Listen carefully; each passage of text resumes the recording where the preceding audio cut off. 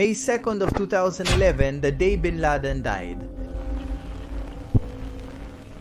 When the then President of the United States, Barack Obama, announced that the world's most wanted terrorist for over 2 decades had finally been captured and killed, celebrations spread throughout much of American society. Without a doubt, a cycle was coming to an end. Bin Laden had been behind many acts of violence, but above all, his figure was linked to one of the worst attacks of all time, the one that would cause the fall of the Twin Towers, an emblem of great American delinquency. After that, an unprecedented hunt had been unleashed. $50 million reward for whoever captured the Al-Qaeda leader alive or dead. A hunt that ended with a proud Obama's "We got him." However, many investigators still have many doubts about the official version. Did Bin Laden fall as they told it, or is there some secret or hidden plot? How did Osama bin Laden become public enemy number 1? We will analyze these and other questions about this unique character in today's video. But before we start, please leave your like below, subscribe if you haven't done so yet, and turn on notifications. Also, I invite you to leave some written suggestions in the comments about possible future videos. Let's get started. According to the former Central Intelligence Agency director, the preparation of the military operation was extremely risky and full of uncertainties.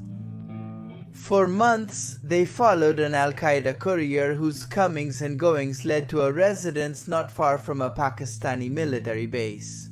They saw a tall, thin, bearded man walking around that residence. Could it be the person they had been watching for so long? Despite the doubts, on April 29th, 2011, the green light was given to the command plan, which was named Neptune's Trident. It was about 23 members of Special Forces, the Navy SEALs.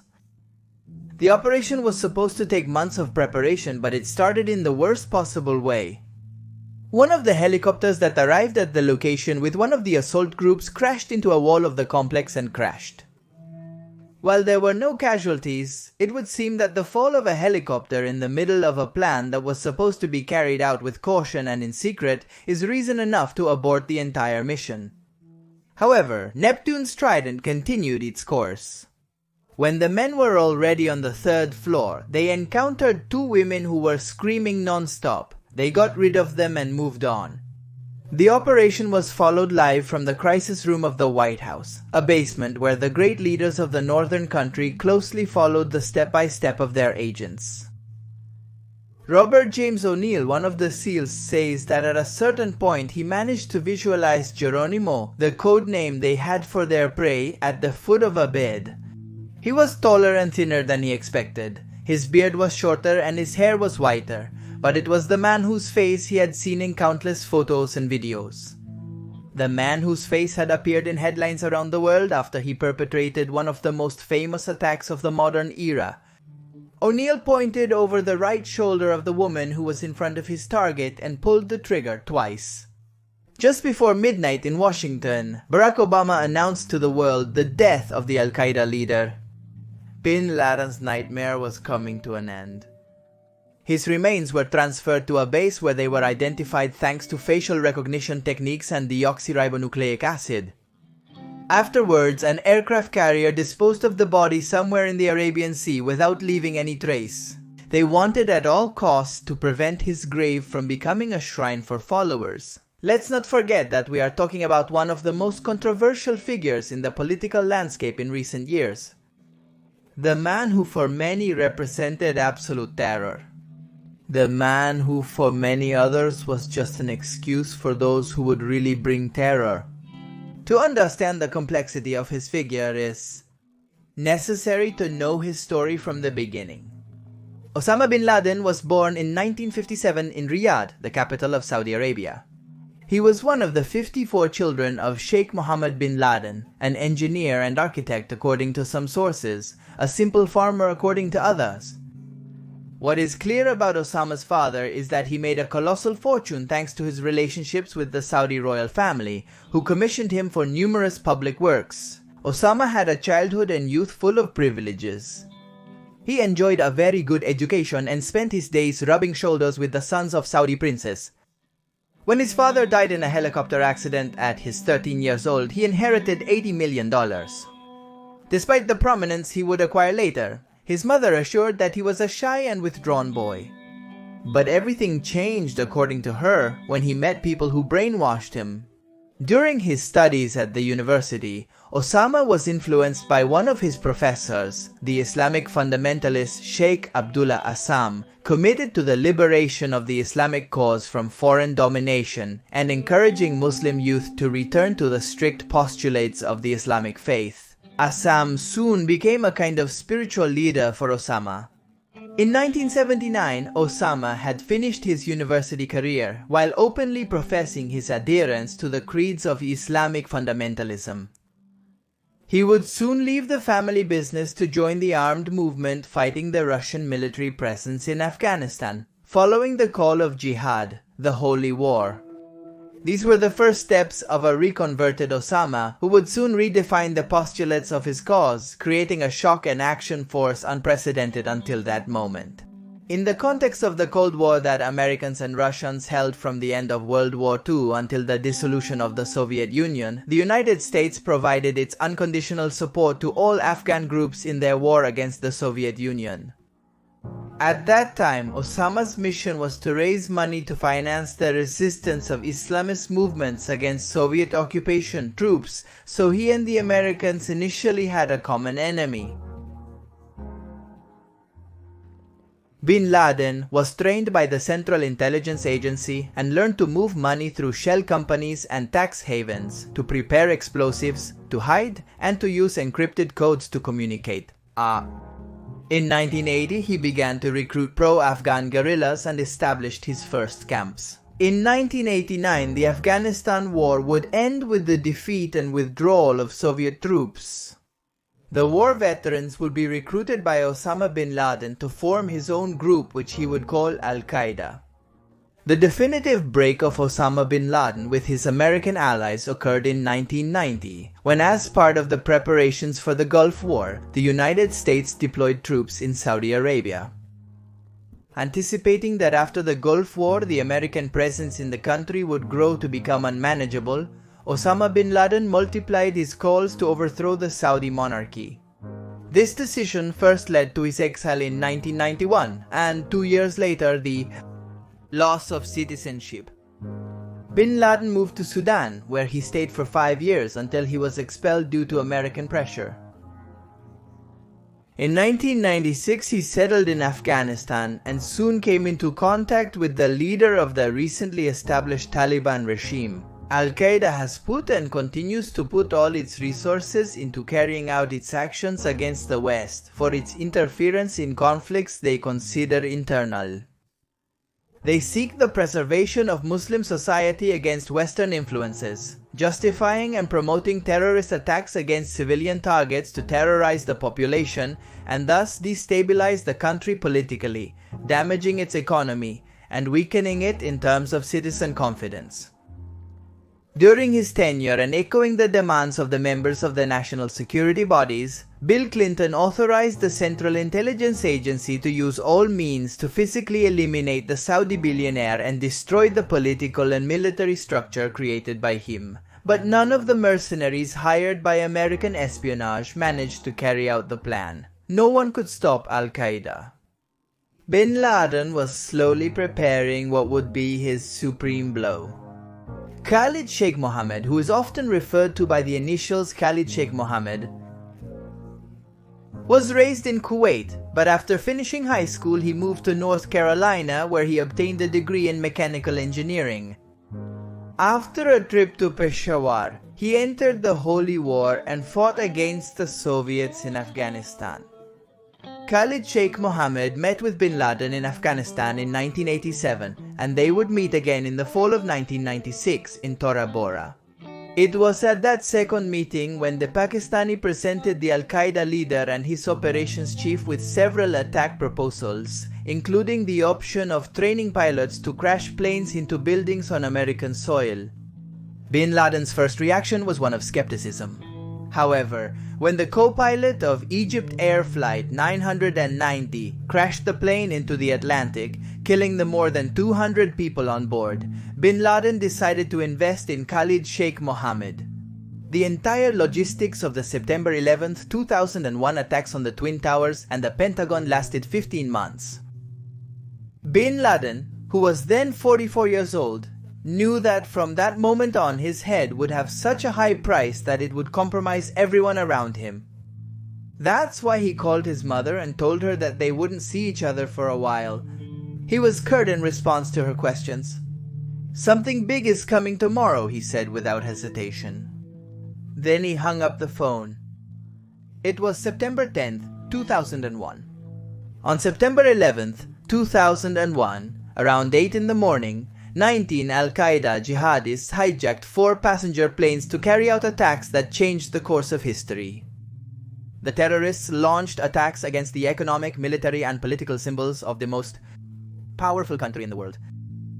2 planes were crashed into the World Trade Center in New York and a third into the Pentagon near Washington, D.C. A 4th plane possibly targeted the Capitol, the seat of Congress, or the White House. But after the intervention of its passengers, it crashed in a rural area in Pennsylvania. The investigations of the United States government determined that Al-Qaeda and Osama bin Laden were responsible for the attacks. The studies commissioned by the British government came to the same conclusion. If you want to know more about what happened on September 11th, 2001, I invite you to watch the video that is uploaded on this channel called The Day the Twin Towers Fell. On September 16, 2001, bin Laden denied any involvement in the attacks, reading a statement that was broadcast by the Qatari satellite channel Al Jazeera. However, in November of 2001, United States forces found a homemade videotape in a destroyed house in Afghanistan. In it, Osama bin Laden admitted to planning the attacks. There is also the theory that it was all a false flag attack, an American maneuver to encourage invasions and go after something less noble than the pursuit of world peace. For some, Osama bin Laden was simply an excuse, a scapegoat, a finger-pointed enemy in a large conspiracy plot. President George Bush demanded Afghanistan to hand over the Al-Qaeda leader, to which the Taliban regime responded with a flat refusal. President Bush then declared war on terrorism, which initially meant the invasion of Afghanistan on October 7, 2001 by North Atlantic Treaty Organization forces and the Northern Alliance with the support of the United Nations. The second step in the war on terrorism was the invasion of Iraq on March 20, 2003. The United States and United Kingdom carried out this military action without United Nations authorization.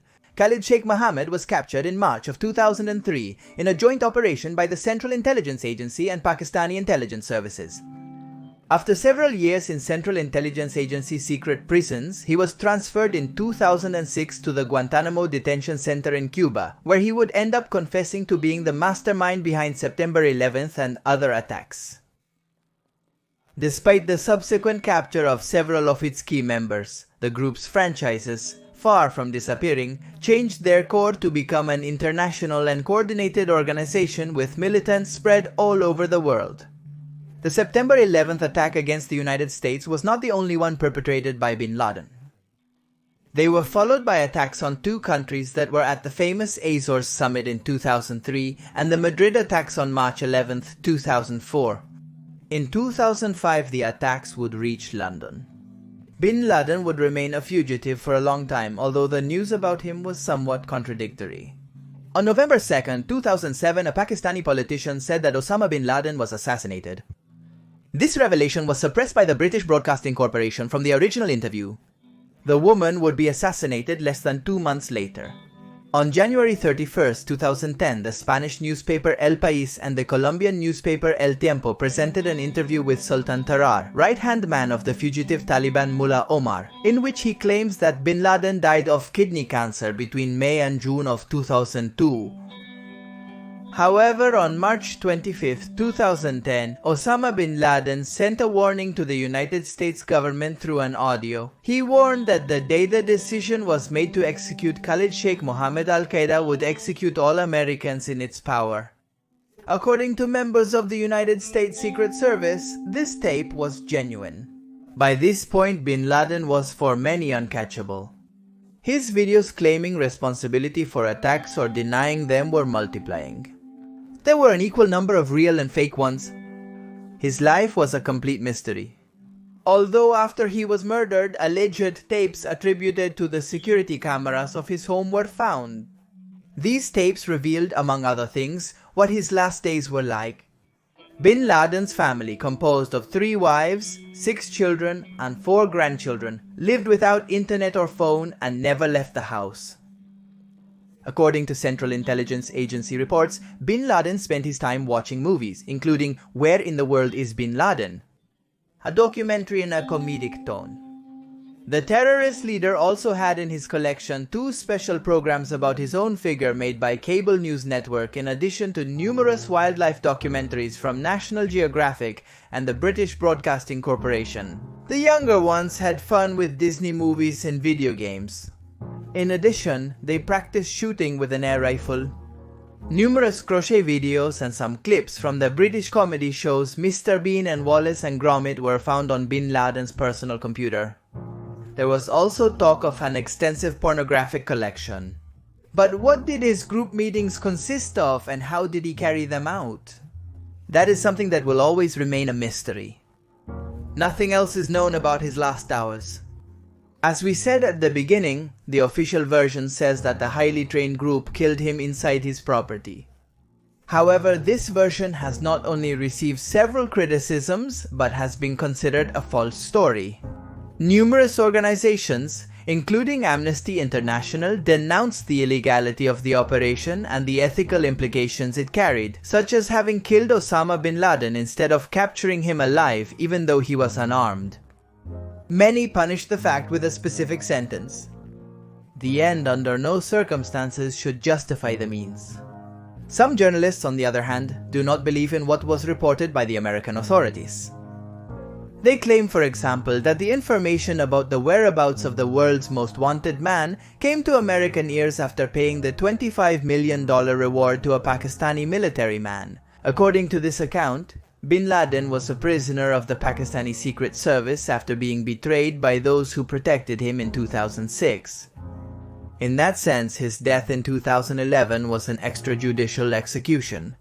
This version indicates that the main leaders of the Pakistani army not only knew about it, but played a crucial role in bin Laden's death, ensuring that the helicopters carrying the SEALs could cross Pakistani airspace without setting off alarms.